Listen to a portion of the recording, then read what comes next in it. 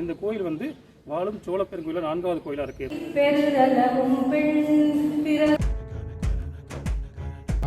ஆண் யானை பிரசவம் பார்க்குது. நிறைய சாமி இருக்கு, சிற்பம் கொடுத்தாரு. ஐயா கும்பாபிஷேகத்துக்காக திருப்பணி செஞ்சுட்டு இருக்காங்க. வேப்ப மரமும் வில்வ மரமும் சேர்ந்துருக்காங்க. வணக்கம். இன்னைக்கு நாம் எல்லாருக்கே உள்ளா சேனலில் கும்பகோணம் வட்டார வரலாற்று ஆய்வு சங்கம் நடத்திய ராஜராஜ சோழன் முடிசூட்டு நாள் நினைவு விழா மரபு நடை பயணத்தில் கும்பகோணத்தை சுற்றி இருக்கிற பல கோவில்களை பார்க்க போகிறோம். இந்த கும்பகோணம் சீரீஸில் நீங்கள் நிறைய அறியப்படாத கோவில்களை பார்க்கலாம். வாங்க.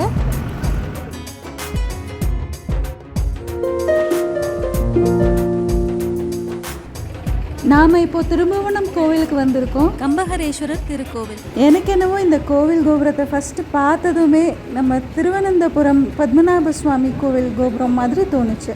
உங்களுக்கு அப்படி தோணுதான்னு எனக்கு தெரியல. கமெண்ட் பாக்ஸில் ஷேர் பண்ணுங்க. வீடு இந்த மாதிரி அழகான இடத்துல இருந்து தான் நம்ம இப்போ கோவிலுக்குள்ளே போக போகிறோம். என்னோட நண்பர்கள் மற்றும் மென்டார்ஸ் சொன்ன அறிவுரைப்படி லைவாக ரெக்கார்ட் பண்ணுறேன் ஃபஸ்ட் டைம். எப்போது மாதிரி உங்களோட சப்போர்ட்டை எதிர்பார்க்குறேன். இந்த வீடியோவை முழுசாக பார்த்து உங்களுடைய ஐடியாஸ் சஜஷன்ஸ் எல்லாத்தையும் கமெண்ட் பாக்ஸில் ஷேர் பண்ணுங்கள். எல்லாருக்கும் உள்ள சேனலை இதுவரை நீங்கள் சப்ஸ்கிரைப் பண்ணலைன்னா இப்போவே சப்ஸ்கிரைப் பண்ணுங்கள். மறக்காமல் வீடியோவை லைக் பண்ணுங்கள், உங்கள் ஃப்ரெண்ட்ஸோடு ஷேர் பண்ணுங்கள். தேங்க்யூ. கோவிலுக்குள்ளே நுழையிறதுக்கு முன்னாடி இடது பக்கம் பிள்ளையாரையும் வலது பக்கம் முருகரையும் வணங்கிட்டு உள்ளே போகலாம். வாங்க.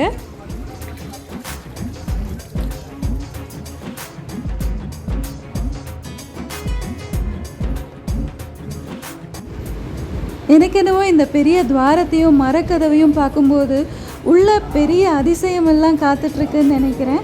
வாங்க உள்ளே போய் பார்ப்போம். மினிமம் 2 மணி நேரமாவது செலவு பண்ண வேண்டிய இந்த கோவிலில் நான் உங்களுக்கு குறைவாக ஒரு 20-25 நிமிஷத்தில் காமிக்கிறேன். அதனால் இந்த வீடியோ கொஞ்சம் பெருசாக தான் இருக்கும். உங்கள் வேலையெல்லாம் முடிச்சுட்டு வந்து முழுசாக பாருங்கள். நிறைய இன்ஃபர்மேஷன்ஸ் இதில் சொல்லியிருக்கேன். பொதுவாக நாம் இந்த மாதிரி பழங்காலத்து பெரிய கோயில்கள் உள்ளே போகும்போது இந்த மாதிரி மகாத்வாரங்களில் இவ்வளோ பெரிய மரக்கதவுகளை பார்க்க முடியும். அதில் இந்த மாதிரி சின்ன சின்ன குமிழ்களும் இருக்கும். இது எதுக்குன்னா, இந்த எதிரி நாட்டு படைகள் வந்து நம்மளோட ஃபஸ்ட்டு அட்டாக் பண்ணுறது நம்மளுடைய இந்த கோவில்களில் தான் இருக்கும். ஏன்னா அங்கே தானே நிறைய பொக்கிஷம் இருக்குது. ஆனால் இந்த யானைகளை வச்சு தான் இந்த கதவை திறக்க முயற்சிப்பாங்க. அப்போ இந்த குமிழ்கள் அந்த யானையை குத்துங்கிறதால யானைகள் அவ்வளோ சீக்கிரத்தில் இதை திறக்க முடியாது. இந்த சிற்பத்தில் அந்த பெண் தன்னுடைய ஈர தலைமுடியை காய வச்சிட்ருக்கிறது பார்க்க முடியுது. அதோடு மட்டும் இல்லாமல் மற்ற சிற்பங்களில் நம்ம அந்த காலத்து பெண்களோட ஆடை அணிகலன்களை நல்ல விவரமாக துல்லியமாக செதுக்கி இருக்கிறத பார்க்க முடியும். இப்போ ஒரு கர்ப்பஸ்திரீயோட சிற்பத்தை பார்க்குறோம். அந்த சேலை மடிப்பெல்லாம் கூட எவ்வளோ துல்லியமாக செதுக்கியிருக்காங்க பாருங்கள்.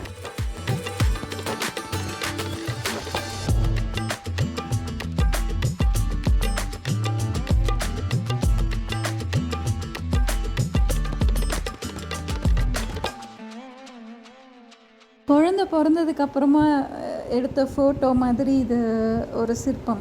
வணக்கம். இன்றைக்கி எல்லாருக்கே உள்ள சேனலில் நம்ம திருப்புவனம் பார்க்க வந்திருக்கோம். இது 3ஆம் குலோத்துங்கன் அவருடைய போர் வெற்றியை கொண்டாடுறதுக்காக கட்டின ஒரு கோவில். இன்னும் உள்ளே போய் எக்ஸ்ப்ளோர் பண்ணலாம். வாங்க.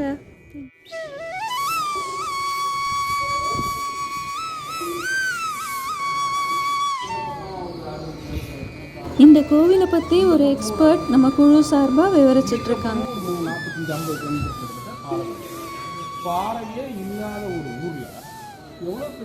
அவர் என்ன சொல்கிறாருன்னா, பாறையே இல்லாத இந்த ஊரில் முழுக்க முழுக்க ஒரே மாதிரியான பாறையில் இந்த கோவில் கட்டியிருக்காங்க. அப்போது எங்கேருந்து இதை இவ்வளோ தூரம் டிரான்ஸ்போர்ட் பண்ணி இவ்வளோ பண்ணியிருப்பாங்கங்கிறது ஒரு பெரிய ஆச்சரியமாக இருக்குது.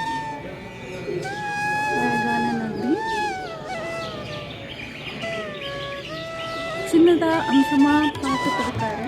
கொஞ்சம் பக்கத்தில் போய் பார்ப்போம். கொடிமரத்தோட மண்டபம் கூட பார்த்திங்கன்னா ஒரு நல்ல ஸ்கல்ப்சர்ஸோடு தான் கட்டியிருக்காங்க.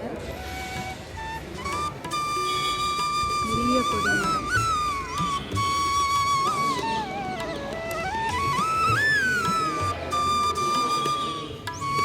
கோவிலுக்குள்ளே என்டர் ஆனதுமே இந்த துஜ கணபதி சன்னதியை தான் பார்க்குறோம்.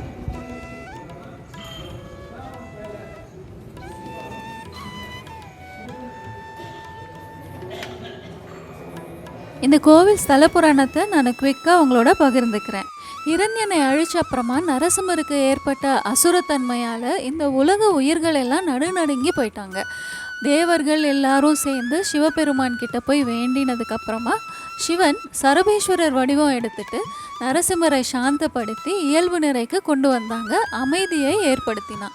அதனால் மொத்தத்தில் வாழ்வில் நடுக்கத்தை சந்தித்த எல்லாரோட கம்பத்தினையும் அதாவது நடுக்கத்தையும் நீக்கிய இறைவனாக விளங்குறதால இந்த தலத்து இறைவனை கம்பஹரேஸ்வரர்னும் நடுக்கம் தவிர்த்த பெருமானும் அழைக்கிறாங்க. கோபுரத்துலேருந்து வந்ததுமே ரைட் சைடில் சரபேஸ்வரருக்குன்னு தனியாக ஒரு சந்நிதி இருக்கிறத பார்க்க முடியும். இது மெயினான கோவில். வெளி பிரகாரத்தை போய் சுற்றி பார்த்துட்டு வரலாம். வேண்டுதலுக்காக ஏற்றிய நெய் தீபங்களை இவ்வளோ அழகாக அடுக்கி வச்சிருக்கிறத பார்க்கலாம்.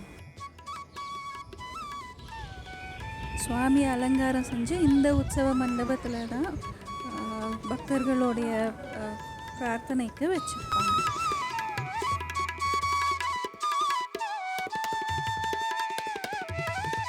இப்போது வெள்ளி சுற்றை சுற்றி பார்க்க போகிறோம். இது ரொம்ப விஸ்தாரமாக இருக்குது, பெருசாக நல்லா மண்டபங்களோடு இருக்கும். அந்த காலத்தில் இங்கே இந்த சுவாமியோட புறப்பாடுலாம் நடக்கும்போது எல்லோரும் அங்கே நின்று பார்த்துருப்பாங்க. கரெக்டாக இந்த இடத்துல நின்று தான் பார்த்துருப்பாங்க. இப்போ இவ்வளோ நல்ல வியூஸும் கிடைக்கும். இப்போ நம்ம உங்களுக்கு ஒன்று காமிக்க போகிறோம். தஞ்சை பெரிய கோவிலை நினைவுபடுத்துகிற இந்த விமானம் தான் நான் இப்போ உங்களுக்கு காமிக்கணும்னு நினச்சேன். இந்த கோவில் விமானத்தோட பேர் சச்சிதானந்த விமானம். அது அமைதியையும் ஆனந்தத்தையும் அளிக்கும் விதமாக அமைந்திருக்குன்னு சொல்கிறாங்க. இங்கேயும் நிறைய சிற்பங்கள்லாம் இருக்குது. அதை நம்ம ஒரு க்ளோசர் லுக்கை பார்க்க போகிறோம். அதுக்கு முன்னாடி நான் இந்த விஸ்தாரத்தை எப்படி காமிக்கிறேன் பாருங்கள். பின்னாடி எவ்வளோ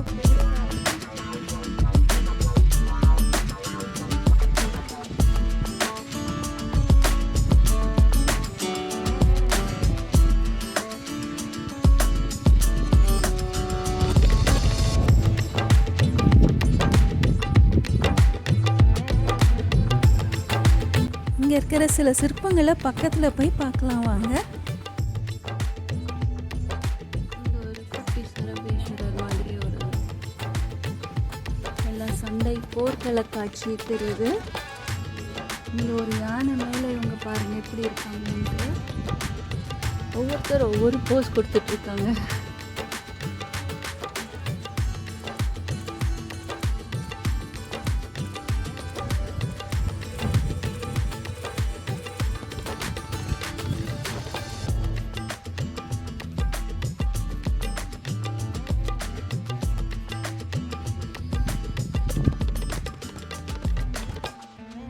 பேஸில் பூராவே சுற்றி பார்த்தோன்னா சிற்பங்கள் மட்டும்தான் கண்ணுக்கு தெரியுது.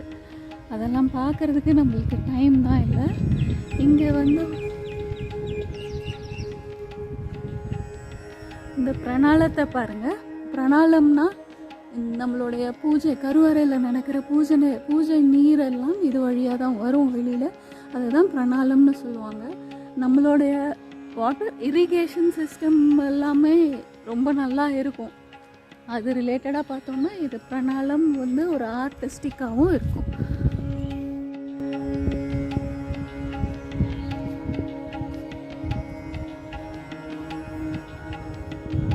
ஒரு 6 அடிக்கு மேலேயே இருக்கும் போல், ஈஸியாக போக முடியும்.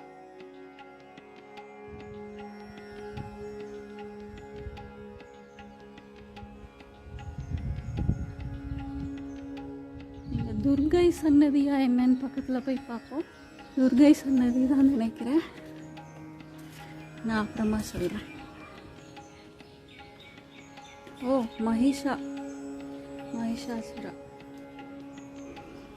மகேஷனை வென்ற மகிஷாசுர சன்னதி.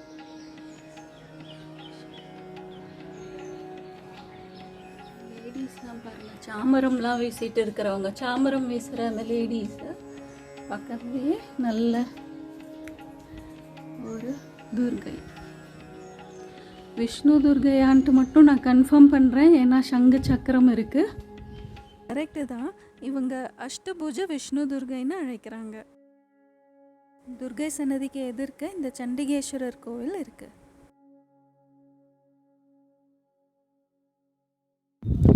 இங்கே வந்து சண்டிகேஸ்வரர் கோவிலில் எல்லோரும் வந்து கிளாப் தட்டுவாங்க. ஆனால் அது அந்த மாதிரி செய்யக்கூடாது.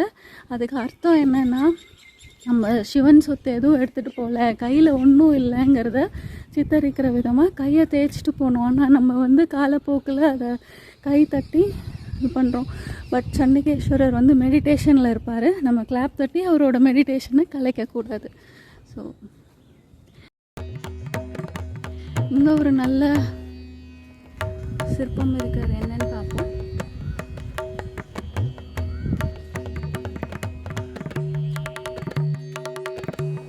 ஏற்கனவே நான் குறிப்பிட்டிருந்தேன், சுவாமி சன்னதியோட இடது பக்கம் அம்பாளுக்கு தனி சன்னதி இருக்கிறதா சொல்லியிருந்தேன்.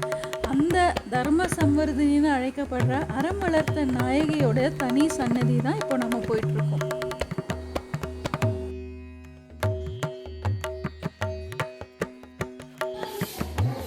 கோவில் உள்ளே வீடியோ எடுக்கக்கூடாது, அதனால் நான் உள்ளே போயிட்டு சுவாமி தரிசனம் பண்ணிவிட்டு வெளியில் வந்து கவர் பண்ணேன்.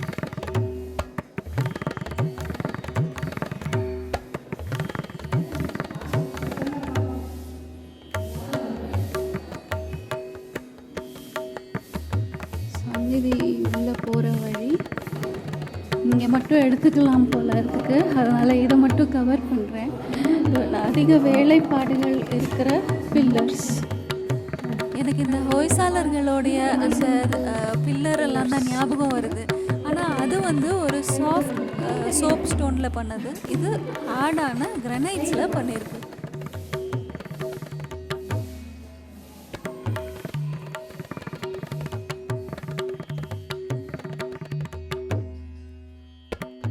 இப்போ நம்ம எல்லாருக்காகவும் டாக்டர் மணிமேகலை ஒரு அழகான திருநாவுக்கரசரோட தேவார பாடலை பாட போகிறான்.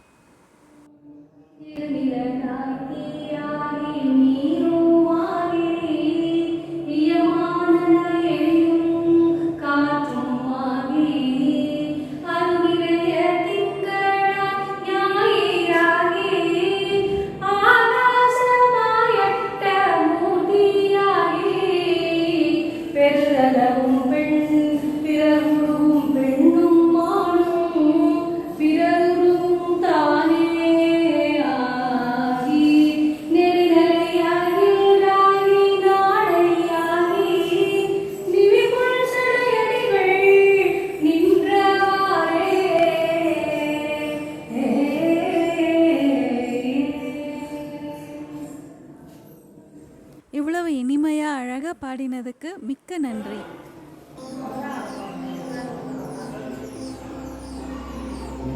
மெயின் சன்னதியோட ரைட் சைடில் அம்மன் சன்னதி இருக்கும். இந்த பக்கம் இங்கே வந்து சரபரோடைய தனி ஆலயம் இருக்கும்.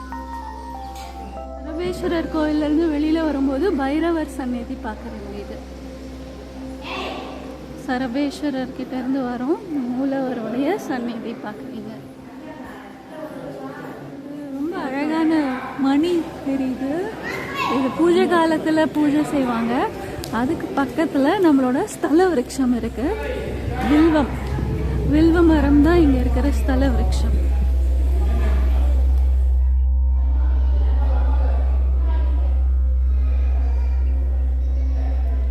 வேண்டுதல் பண்ணியிருக்காங்க போல.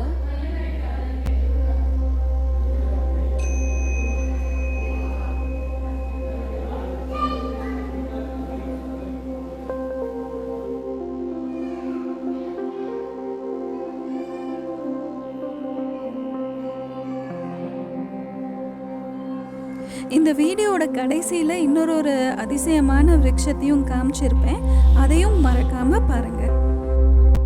இந்த கோவில் பிரகாரத்தை டைம் இருந்ததால் இன்னொரு தடவை சுற்றி வரலான்னு போகும்போது இங்கே இருக்கிற ஒரு அம்மாவை பார்த்தேன். அவங்க ரொம்ப எந்தூசியாஸ்டிக்காக திருப்பி என்ன ஒவ்வொரு சிற்பமாக காமிக்க ஆரம்பிச்சிட்டாங்க.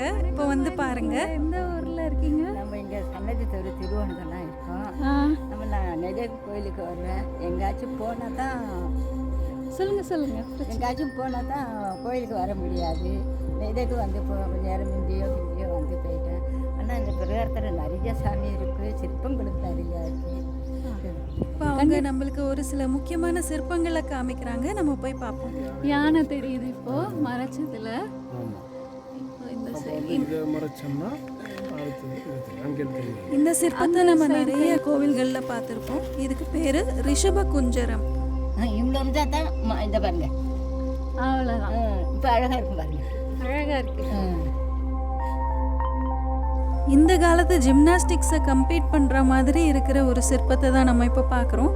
இதில் பார்த்தோன்னா ஒரு 3 டைமென்ஷனல் வியூஸ் ஆஃப் நிறைய பொசிஷன்ஸை இதில் காமிச்சிருப்பாங்க. ஒரே தலை, முகம், உடம்பு அமைப்பு இருக்கும். அதை நம்ம மறைச்சு பார்க்கும்போது வேரியஸ் பொசிஷன்ஸை பார்க்க முடியும். இது ஃபுல்லாக டான்ஸிங் கீழே வந்து இருக்கு பாருங்க. ஒவ்வொரு இவங்க மேலே வாசிக்கிறது, அவங்க அந்த இது வாசிக்கிறது, அந்த பக்கம் ஒவ்வொன்றும்.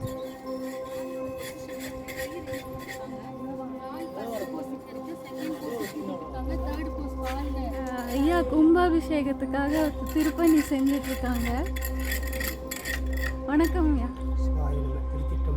திருச்சிற்றம்பலம். தனியாக தான் செய்கிறேன், ஆ, அடியார் கூட போகிறதில்ல. இன்றைக்கி கொல்லமுதூரில் நடக்கிறது, திருவையாறில் நடக்கிறது, சென்னையில் வந்து கல்லில் இருக்குல்ல, திருக்கண்டலம், திருக்கண்டலம்னு பேர் அதுக்கு. அங்கே இன்றைக்கி பெரிய விழாவே நடத்துகிறாங்க. 200வது உழவார திருப்பணியாக. எல்லாருக்கும் பேக்கு, சிவத்துண்டு, டீஷர்ட்டு எல்லாம் தரேன்னு சொல்லி கூப்பிட்டுருந்தாங்க ஒரு 10 நாளைக்கு முன்னாடியே. அங்கே உள்ள சர்ப்ரைஸ் பண்ணி எனக்கு பழக்கம். எனக்கு இங்கேருந்து இதுக்காக வேண்டிய மணிக்கு நம்ம அங்கே போகக்கூடாது அப்படிங்கிற ஒரு எண்ணமும் உண்டு. பணி செய்வோம், போ, நமக்கு என்ன வேணுமோ அது இறைவன் சிவன் எல்லா இடத்துலையும் இருக்கார். அவ்வளோதான். ரொம்ப சந்தோஷம். ஏற்கனவே என்னால் இதை சரியாக ஷூட் பண்ண முடியலங்கிறதால திரும்பி இன்னொரு தடவை பிரகாரத்தில் வந்து லிங்கோத்பவரை உங்களுக்கு காமிக்கிறேன்.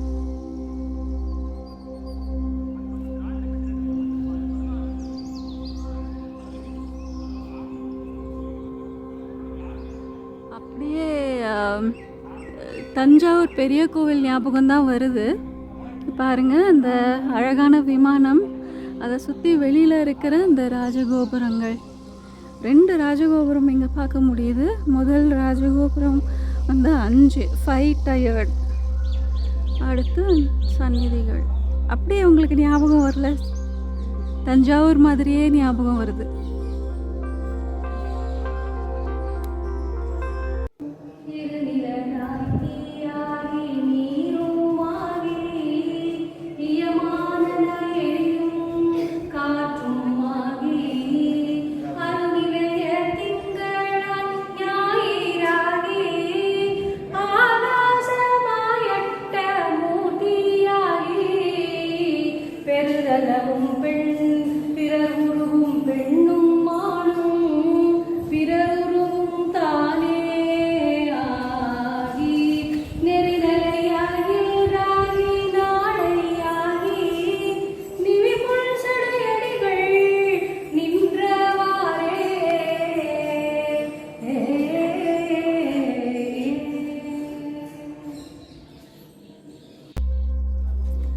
வீடியோ எடுத்தே முடியலைங்க, அவ்வளோ இடமும் இருக்குது. எல்லா இடமும் சிற்பம் மட்டும்தான் இருக்குது. இங்கே யாரோ 2 ஃப்ரெண்ட்ஸ் போல் இருக்கு, பாருங்களேன். ஃப்ரெண்ட்ஸு இங்கே சண்டை மல்யுத்தம் பண்ணிகிட்ருக்காங்க. ஒருவேளை வாலி இருக்குமோ, கேட்கலாம். இங்கே டான்ஸ் பண்ணிகிட்ருக்காங்க.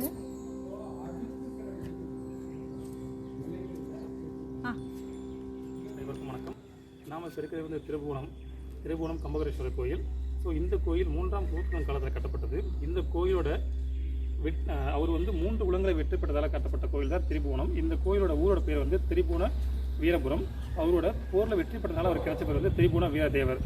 அதன் மூலமாச்சு மதுரையும் ஈழமும் பாண்டியர் முடிதலையும் கொண்டு வீராபு விஜயாபிஷேகம் பண்ணிய ஸ்வஸ்தஸ்தி திரிபுவன சக்கரவர்த்தி 3ஆம் குலோத்துங்க தேவர் அப்படின்னு சொல்லிட்டு இந்த கல்வெட்டு வாசகம் வருது.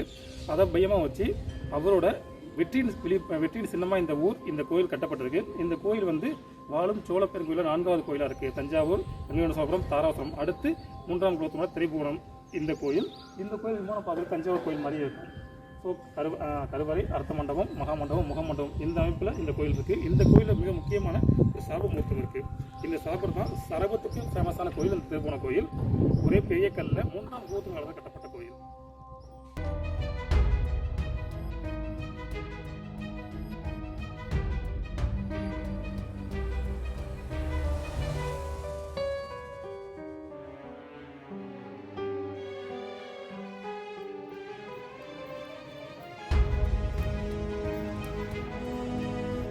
யானை குட்டி போடுற இது தெரியுது. யானைக்கு ஆண் யானை பிரசவம் பார்க்குது. யானைக்கு ஆண் யானை பிரசவம் பார்க்குது. அதில் ஒரு குட்டி யானை வெளியில் வரதை நீங்கள் பார்க்க முடியும்.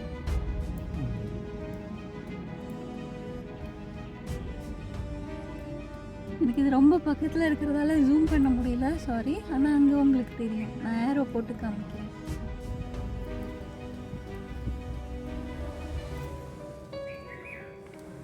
நான் முன்னாடி குறிப்பிட்ட அந்த அதிசய மரத்தை பார்க்க போகிறோம். இது 6 இலை கொண்ட வில்வ மரம். வேப்ப மரமும் வில்வ மரமும் சேர்ந்துருக்கு. இந்த வில்வ இலை வித்தியாசமாக இருக்குது. 8 இலை இருக்குது பாருங்க.